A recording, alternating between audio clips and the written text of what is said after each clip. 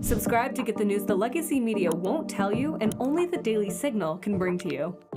In 2019, BlackRock alone of the big three had voted against or withheld votes on 4,800 directors at 2,700 U.S. publicly traded companies. And I said, well, whoa, wait a minute, something's going on here, something not good. So it all made me very skeptical and nervous, and I needed to figure out whether somebody was really attacking our free market capitalist system and democracy as well. And it turns out that they were attacking it with great vehemence. Andy Puzder, it's good to see you. Welcome back to the Daily Signal. Great to be here, Rob. Thank you for having me. You're out with a new book, A Tyranny for the Good of Its Victims, about stakeholder capitalism. It is a topic that years ago probably most Americans had never heard about, but obviously it has grown in significance. Not a good thing. And your book is a warning about the consequences of what we are seeing happen in corporate America. But before we delve into the book, you've been a successful CEO. You're somebody who has been in the public spotlight, articulating free market principles. What prompted you to tackle a topic like this? Actually, back in 2020, a friend of mine named Orrin Cass asked me to do a debate with an individual named Patrick Deneen from Notre Dame University on stakeholder capitalism. And I really initially I said, well, nobody takes that seriously. I mean, no business is going to go out there and say, I'm no longer want to make a profit. I'm now going to focus on doing the social good. And back then the big saying was, you can do well by doing good. And my reaction was, well, you can't do anybody any good until you do well. I mean, you have to do well first. You can't focus on being charitable before you actually have a successful business that, offers products to people, employs people, gives business to suppliers, gives largesse to the community. All of that depends on your success. So I really didn't think anybody took this particularly seriously. I was wrong. Patrick actually I thought we did a good job together sort of laying out the issues, but he did a good job defending the stakeholder capitalism position. He's a smart guy. And after that debate, I said, there are people who really take this seriously. And then of course, the Business Roundtable had adopted stakeholder capitalism and deserted Milton Friedman's version of shareholder capitalism, which at the time just stunned me. But then Larry Fink came out with a letter. Larry Fink is the CEO of BlackRock, and BlackRock is the biggest of these big three asset managers. But he came out with a letter saying that in 2019, BlackRock alone of the big three had voted against or withheld votes on 4,800 directors at 2,700 U.S. publicly traded companies. And I said, well, whoa, wait a minute, something's going on here, something not good. This is something beyond, other than a government taking action. I've never heard of anything that's sort of comprehensive. So it all made me very skeptical and nervous, and I needed to figure out whether somebody was really attacking our free market capitalist system and democracy as well. And it turns out that they were attacking it with great vehemence. You were the CEO of CKE Restaurants, Hardee's and Carl's Jr. You held that job until 2017. Did you experience any of this while you were in that position, or is it more of a recent phenomenon? Yeah, I didn't experience any of it. It really took off with a letter that Larry Fink of BlackRock wrote. Every year he would issue a letter to the CEOs of America. Initially it was, here's the problems I see. Around 2018, it started to become, here's what I expect from you. And that was kind of a bad sign. I mean, here's BlackRock has a very significant ownership interest in about 97.5% of the companies in the S&P 500 alone. They have much broader ownership than just the S&P 500, but they have about 97.5% of the S&P. So the 500 leading companies really in the United States, they have a significant shareholders interest in. And if you take BlackRock, State Street, and Vanguard and add them together, they are the largest shareholder in about 80% of the companies in the S&P 500. So this is a very powerful voting bloc, which really can direct how these companies go, and indirectly how our economy goes, and by proxy, all of us. That affects everybody, the direction that they force these companies to take. So it was a topic that, as the deeper I dug, the more scared I got. That is scary, what you've just outlined in terms of the influence that they have been able to accumulate. So how did Vanguard, State Street, and BlackRock, which you define as the big three, accumulate that power? So it's through something called passive index investing. This has been going on for probably 25, 30 years with great intensity. Last year, in fact, 2020, well, I guess 2 years ago now, 2023, for the first time, passive index investing, the dollars invested, exceeded the dollars invested in active investing. And what I mean by that is, when I was younger, if you wanted to invest, you got a stockbroker, you got a company like Merrill Lynch, and they did an analysis of every company, and they tracked its profitability, its debt, everything about who its CEO was. And then they would put together a group of companies or specific companies for you to invest in. But doing that kind of research was expensive, time consuming. And then you had to keep an eye on the company because you wanted to know if they were going in a bad direction, if the market was shifting. Index investing is very different. With passive index investing, you don't investigate every company, you invest in a group of companies. For example, the best index, the most popular, is called the S&P 500, which is an index of 500 of the largest, mostly the largest, certainly the most successful U.S. companies, and it's weighted by your share price. It's an index that really is very, very difficult. It's difficult to beat the performance of the 500 best companies in America working together, the 500 best CEOs. They've obviously got good products or they wouldn't be in the top 500 companies. They probably have low debt. They probably have good profitability. And if they don't have any of those things, if they become less profitable, they drop out of the S&P 500, and S&P adds in more successful companies.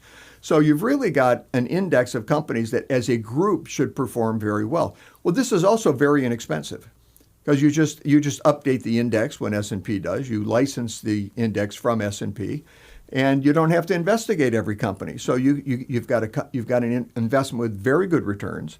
It's very diversified. You've got 500 companies in there, and it's inexpensive. The fees for this are very, very low. So over time, this has become an increasingly successful form of business. Over the past, I'd say 20 years, BlackRock and State Street have grown to where they now manage about $21 trillion in assets. That's about 80% of the U.S. annual GDP, and it's greater than the GDP of every country in the world except for China and the United States. This is a huge, huge amount of money, and with that comes tremendous stock voting power. They don't actually own the shares beneficially, say they don't get the dividends, they don't benefit from the profits or losses, but they do get to vote the shares. And that when you can vote those shares as to who sits on boards of directors, what shareholder resolutions pass, that gives you a tremendous amount of power. So it's really a three-headed Cerberus that's got unprecedented financial power. We haven't seen anything like this since Rockefeller and J.P. Morgan back in the early 1900s. And I think this is a more powerful cartel than anything that existed back then. It sure seems like it. And with that control that they have then, you outline in your book things like environment, social governance policies that they then pressure these companies to adopt.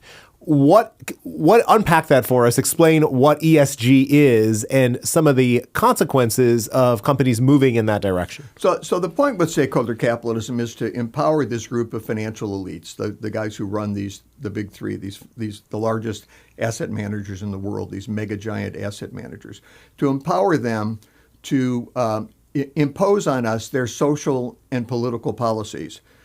And they believe in order to protect us, because they don't trust us to make decisions for ourselves, our nation, or our planet. They think they know better what should be done. They know better what kind of decisions should be made.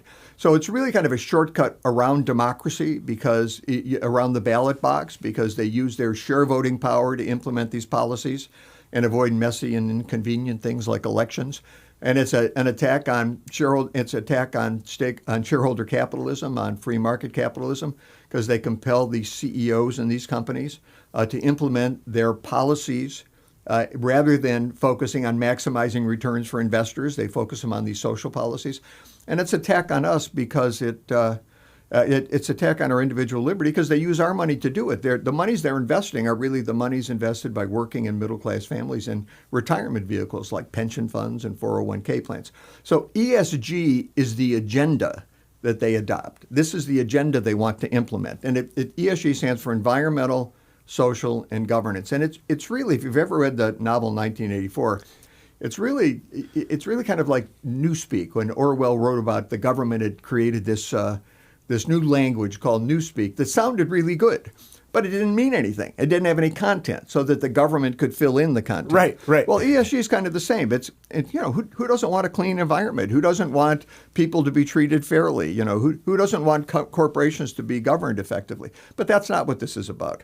This is about implementing radical net zero climate policies that our country has never enacted into law. There's no legislation. Our representatives have never determined that we need to adopt these policies, but they want to impose those policies on American businesses. The S in ESG is really DEI. It's really diversity, equity, and inclusion. And you're now seeing companies run away from this. It really is a horrific concept. The idea that we're not going to create equality of opportunity. We're not going to ignore race and sex and try and treat everybody fairly. We're actually going to benefit people based on their race or sex, which is something I think as a nation we've been trying to get away from since we passed the Civil Rights Act in 1964. Well, they think their policy should supersede that. So it really was a radical leftist cultural agenda. And I'm not exaggerating here. I think if people think about it, people listening may think, well, is all this really true? Well, just think about, why would corporations, big businesses out there, you've probably noticed them making decisions that you thought were just ridiculous. Like, why are they doing this? What possible sense could this make? Why would family-friendly brands like Disney or Target, or a brand like Anheuser-Busch that's trying to appeal to beer-drinking guys, why would they advance the transgender agenda? I mean, for their business, it just doesn't make any sense. Or why would ExxonMobil, and Chevron adopt net zero carbon emissions policies when the product that justifies their existence, their most profitable product, is gas and oil? Well, it's because there really is a group of financial elites, people who run these large asset management firms, who are trying to impose this leftist, radical, woke cultural agenda on America, on us, and they want to do it without really having a vote or a say by way of open market purchases. They just want to decide this for themselves. I think in your book, one of the things that you've spoken about publicly is really, it's just, it means you called it radical leftism, but I mean, it's also socialism in terms of some of the ways that they're trying to do this. So I think it's really socialism in sheep's clothing. Okay. And ESG, I call it the champagne socialist agenda, because it really is an agenda that will only benefit the well-to-do. I mean, if we cut back on oil production, carbon fuels are responsible for carbon-based fertilizers, which feed 40% of the world. I mean, 40% of our food is dependent on those fertilizers. Well, who's going to suffer if we cut back on that? Who's going to suffer if we don't have enough energy to produce the electricity that we need, or to heat our homes and air condition our homes? Well, it's not going to be rich people. It's not going to be people that are wealthy. It's going to be the poor and the working class. And so it's a little different than socialism, because they don't really want to redistribute income. They want to dictate these global policies that they think they need to enact to protect us from ourselves, because they don't trust self-government, and they don't trust us to govern ourselves. I'm glad you mentioned the book 1984, because one of the things I think we've seen recently is that they recognize that ESG has become a toxic word. Of course, they're not going to use socialism because it's deeply unpopular. But as we know from public opinion polls and even the election results, Americans are rejecting this approach that they're doing. But you also warn that we shouldn't necessarily take our eye off of what they're doing, because they could just be rebranding it in ways that still accomplish their goals and advance their agenda. They're so good at changing the name. They were, first there were communists, and then there were liberals, and there were socialists, and then there were progressives, and whenever people figure out what the left is doing, they just change the name. They just change what they're called. So it really doesn't matter that they're not calling it ESG, or that people are running away from DEI. What you need to look at, and what I'm going to be looking at in this next proxy voting season, are two things. One is the proxy voting guidelines that BlackRock, State Street, and Vanguard come out with. We're going to see, did they walk away from these radical climate commitments? Do they walk away from these radical DEI commitments? Because in their last set of guidelines, they did not. There's a lot of language in there that tries to make it sound like they are, that their lawyers wrote or something. But CEOs can read through. They know what they're being told to do. So I'll watch that. The other thing is, how are companies compensating their management staff? How do they compensate the officers of the company? If that compensation is based on meeting these climate targets or on these ridiculous DEI goals, then they haven't walked away from anything. And I think we're going to find that they will continue to push the issues, and we're going to have to continue pushing back. People always ask me, well, Andy, look, everybody's dropping out of these climate alliances, and DEI's like it's on fire. It's like sitting in the middle of Pacific Palisades and the winds are coming. Everybody's trying to get out of the way. I said, yeah, I'm gonna quote Winston Churchill, who during World War II, when we started to make some progress against the Nazis, he said, "This isn't the end. It's not the beginning of the end. It is perhaps the end of the beginning." And I think we are at the end of the beginning of this fight. People have now come to see the dangers in ESG and DEI and rejected them. Now we've got to make sure that the people that were implementing those policy agendas are backing off the policies themselves, not just the acronyms. How does Donald Trump's presidency potentially affect the trajectory that these companies might go? Well, he has been very clear that we are not going to abide by the Paris Climate Accord, which is where these net zero climate goals come from. And I think you've already seen corporations backing away from DEI and ESG in droves. You've got Meta out there pulling out its DEI program and saying it's now going to defend free speech. And I don't know what took them so long to figure all that out. But you've seen there's a group called the Net Zero Asset Managers Initiative that actually had about $43 trillion. Its members managed about $43 trillion, and they committed to these net zero goals. BlackRock withdrew about a week and a half ago at the end of December. And about a week later, the Net Zero Asset Managers Initiative suspended its operations. It just gives you some idea how important BlackRock, let alone the big three, are to these initiatives. That sure does, yes. Yeah. So you're seeing some movement in that respect, and I think a lot of that has to do with, the overwhelming victory that President Trump had in this election, and people try and diminish it, but you can't diminish it. We could have had this meeting 3 months ago, and we'd have been talking about, God, how many swing states is he going to carry? And there's no way he's going to win the popular vote, but can he win the electoral college? He won it all. He just won it all. And not only that, but made gains with groups that were for decades supporting Democrats. I mean, and so I think that there's some fear that even where he lost, like in New York City, he did much better. Right. So exactly. So you're really seeing a shift, and I think the corporations realize that. And the government's not going to be out there the government's under Biden. The government backed all of this. They were supporting BlackRock. They were saying, rah, rah, keep going. I think you're going to see a pullback on that. There was recently a House Judiciary Committee report. It's 70 pages long. But if you're interested in this issue, it's worth reading. Read my book, and then you'll understand the report better. But it was devastating for BlackRock, State Street, and Vanguard. It accused them of being part of a cartel that colluded to increase energy prices in the United States through these net zero policies that they were foisting on people with money they invested for other people. It's a pretty devastating report. And now you got people coming in the Trump administration who will be running the antitrust department. There's going to be, they'll probably take a different view. There's a law called ERISA, the Employee Retirement Income Security Act, which protects people with private pension funds. And it says your obligation as a fiduciary to those funds is solely to maximize returns for the investors. It's not to engage in political or ideological goals or issues or agendas. It's to maximize returns. And you can't maximize returns if you're telling the companies in which you invest people's money to adopt policies that will diminish their profits, like ESG and like DEI. And so I think there's there could be a reckoning. We'll see. I think this is why companies are trying to back away. They're trying to get away from this stuff. And But we'll see how they compensate their employees and what the proxy voting guidelines are. Well, thanks for giving us those tips of things to watch for during proxy voting season. Andy, as you know as well as I am, I mean, having led successful restaurants, I mean, Americans are busy, whether it be with their kids or grandkids or jobs. They don't have time to focus on what's going on in Wall Street or corporate America oftentimes.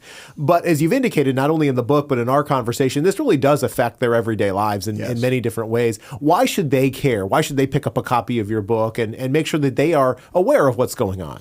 Well, I think we all want to see a country where people are judged based on their merits, not on the color of their skin, not on their race or their sex. And this DEI initiatives do great harm to that. You know, Robbie Starbuck's been doing a great job in getting companies to come out and say, all right, we this was wrong. We're not doing this anymore. So I think that's important. If you want to see people treated fairly, if you want to see equal opportunity, this is a country that's great because you can accomplish everything that you want to accomplish and that God equipped you to accomplish. And that doesn't mean that we're all going to end up exactly the same place, like Biden and Kamala Harris like to say. You know, I'm never going to be the center for the Lakers or, you know, a guard for the Lakers. As much as I love basketball and would love to be, I'm not going to be a shortstop for the Yankees. But there are things I can do, and it's important that you have the ability to reach those goals. The other thing is energy. Energy is going to be critically important going forward, particularly with all these data centers that we're building, AI. You know, we've got to stay ahead of China, or we're going to be speaking Chinese in 50 years. And we are the leader in this, and we need to stay the leader. And that's going to require that we use the fossil fuels, the energy that we've been so blessed to have, and that we can power the electric grid so people can not only take advantage of these great jobs that are going to be created by AI, but can heat their homes and cool their homes and drive their cars. You know, even an electric car, you got the electricity from somewhere. I don't know where people think the electricity comes from. Like, I'm driving a clean electric car. Yeah, but was a coal power plant that created the electricity? I mean, we really need to be focused on what works and what's rational, or we're going to all end up like California, where, you know, you pass a bunch of policies to reduce carbon emissions, which mean nothing because China's just pouring them out and they just spread all over the world. California doesn't get protected because its carbon emissions are lower. Rather than, and what they should be, they acknowledge they're doing that because of climate change. Well, if you believe the climate's changing so significantly that you need to take these actions, you ought to be preparing for the consequences, because there's nothing you're doing is changing the fact that carbon emissions continue and that the climate's going to continue to change. But you ought to be addressing things like, what if there's a big fire in the middle of a highly populated area in Southern California? Well, maybe we should be prepared for that. We've got to prepare. Americans have to be aware that we've been being led down a kind of a primrose path on these issues. It's been driven by these businesses being forced to adopt these policies by these massive shareholders who are using our money to enforce policies that are not in our best interest.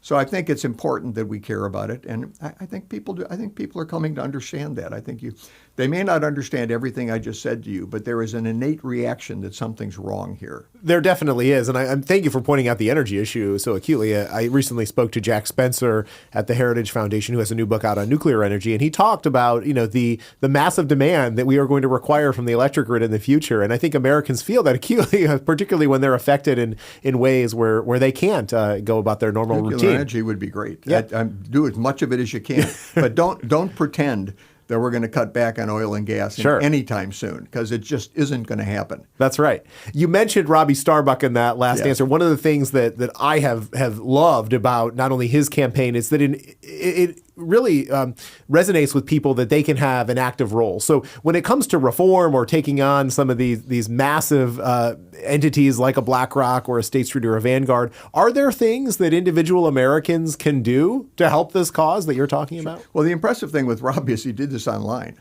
This is all social media.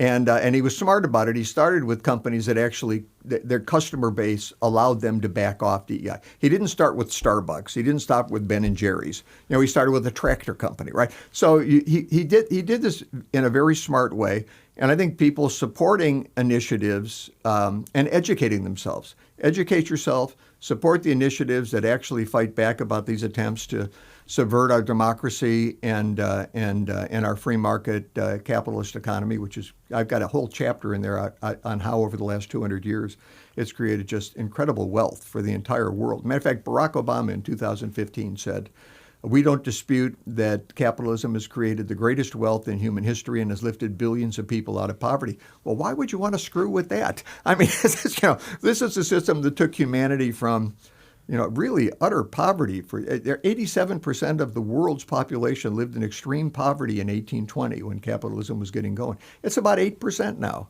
And you can track the countries that adopted capitalist economies, like the United States. We were first. And when you adopt a capitalist economy, you just soar. Japan after World War II soars. Western Europe after World War II, where they adopted capitalism, they kind of backed off now, but they soared. You really shoot up. Even China, when it adopted red cap, which isn't even real capitalism, it's just sort of fake capitalism. But even that encouraged their people, and until Xi Jinping came in and kind of cut back on those initiatives, the economy did very well. So we really don't want to lose that. We don't want to lose our democracy. I think we the people run things much better than these elites who think they know what we want when they don't know what we want and they don't know what's good for us. I think that if we're going to protect democracy, we're going to protect free market capitalism, we did understand these issues. And I hope my book is a step in helping people do that. I think so. One final question on that topic. Do you think consumer boycotts work? What happened to Anheuser-Busch and Target and others? Have they been effective in sending a message to those corporate leaders? Yeah, they are effective, but you have to remain diligent. Okay. I mean, you can't because the store's in a convenient location, you're going back there 2 weeks later.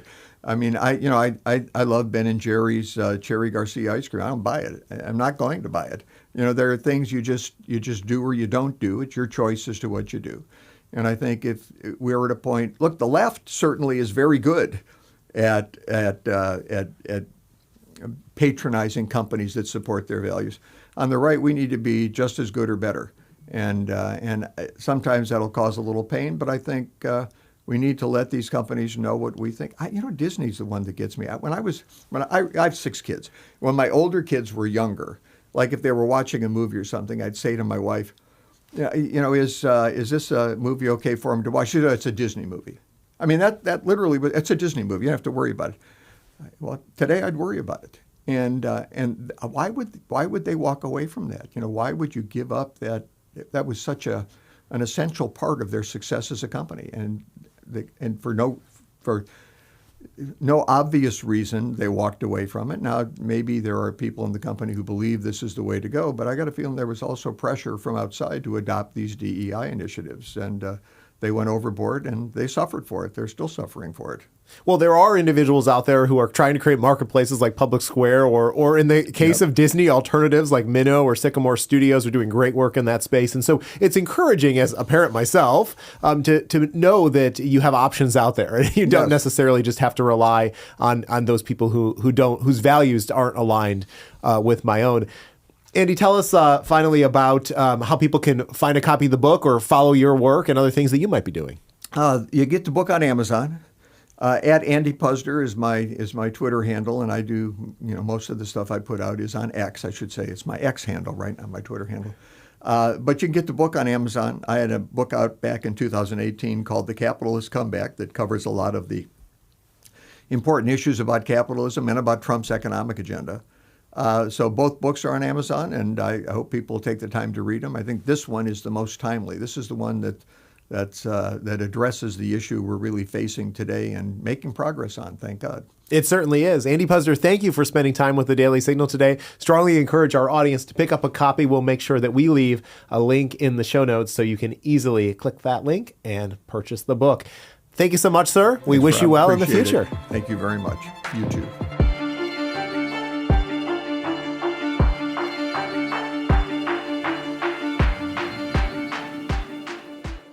Subscribe to get the news the legacy media won't tell you and only the Daily Signal can bring to you.